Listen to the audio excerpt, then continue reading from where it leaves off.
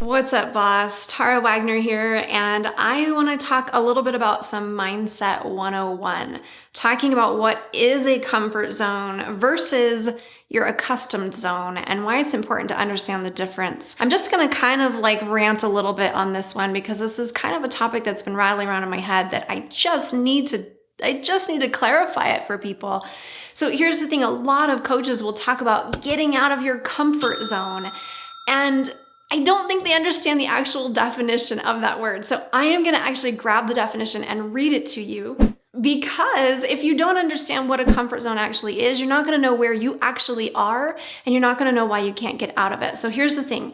A comfort zone is a place or situation where one feels safe or at ease or without stress. Now, most of us are not in a comfort zone. Let's be honest, most of us are stressed out. Most of us are dealing with drama or problems or struggles. We can't seem to figure out how to fix something. We can't seem to figure out why we're stuck in the place that we're at, especially because it's not comfortable, right? Most of us are not hanging out in the so-called comfort zone. Most of us are hanging out in the accustomed zone. Your accustomed zone is what you're used to. Doesn't mean you like it, doesn't mean it feels good, doesn't mean it's without stress, doesn't mean it's easy, just means you're used to it. So why do we stay in a place that we actually don't like, that's actually not working for us, that's actually causing stress or causing problems, that's not getting us to where we want to go? We do that for one very particular reason. Every behavior is an attempt to meet a need.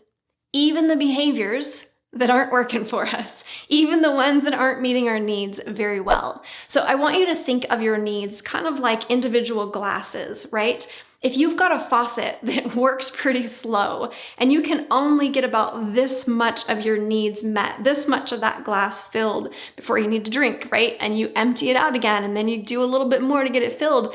That's what you're used to. That's what you know. And so that's what you're going to continue to do. It doesn't mean it's the best faucet. It means it's the faucet that you're used to, the one that you know, and the one that you'll continue to use because it is meeting your needs, even if it's half-assed meeting your needs. So most of us will never change faucets because we know this one will at least get at least this amount of our needs met, but we don't know that these other ones will. They might come with bright, shiny promises.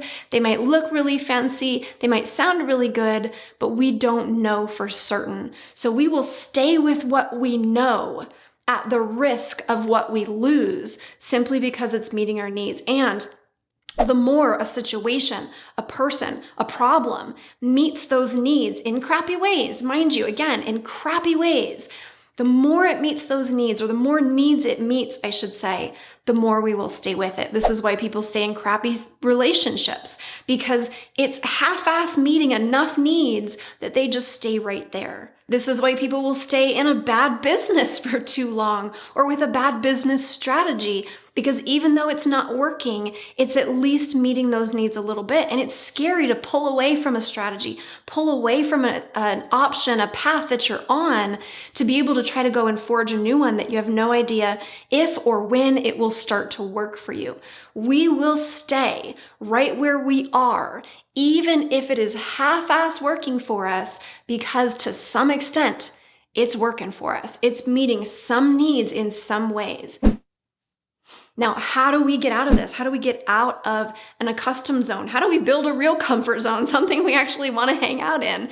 We do this by first recognizing where we are in our accustomed zone in our lives and in our businesses. We do this by becoming aware of why we're staying there. What needs is it trying to meet for us, or half-ass meeting for us?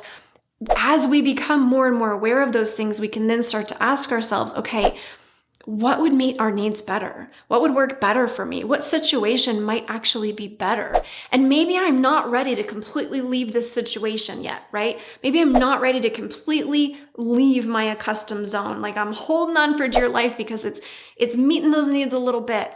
If I'm not, how can I start to dip my toe in over here to find new ways to meet my needs, right? We don't have to jump. People talk about getting out of the not accustomed zone, the comfort zone. They talk about getting out of their comfort zone as though it needs to happen overnight. And it doesn't. You don't need to jump from a bad situation to a scary situation, because in your mind, they're both bad. And one of them's probably worse because the devil you know is always better than the one that you don't, right? So how do you do this? You do it a little bit at a time. You test the waters, you try something new, and you slowly build your confidence in this new thing, this new relationship, this new strategy, this new idea, this new place in your life or in your business. Don't jump into this. That's just gonna freak you out. It's just gonna make you pull back. It's just gonna make your brain say, I can't do that, like I need to stop. That's not what I want you to do. I want you to ease yourself out of what you're accustomed to into something that's way more comfortable. And then you know what? If you then just want to stay in that comfortable place, like things are good in your life and you don't want to move forward, that's okay. You have that choice. But yes, it is actually true that the magic starts to happen as we continue to let go of that as well. The more you let go of the things that you think right now are meeting your needs, even if they're doing a good job, and you start reaching for something better, the more you get into that zone of genius that really allows you to really just find something more than better, something extraordinary. And here's the cool thing about extraordinary. It never stops. Like you can always get better. There's always room for improvement and growth and more abundance and more love and more joy and more happiness. Like it's always going to continue to improve, but you got to be willing to let go of what's either not working or even is working so that you can step into what's going to work even better. So I hope that this was helpful. If you want to understand more about this, I have a free mindset training called Bottlenecks to Breakthroughs. I'll link it above, I'll link it below. It's going to teach you these things, but it's also going to teach you what else you need to be focusing on in order for you to overcome the habits, the mindset, the limiting beliefs, the blocks, the things that are keeping you stuck in your business, in your life, that are not allowing you to grow and move forward and reach your goals. It's going to lay those out for you. It's going to show you what you need to be focusing on, how you need to be focusing on them, and which ones are the most important. And it's probably not what you think. In fact, I guarantee you, like 97% of the time, it's not what people think.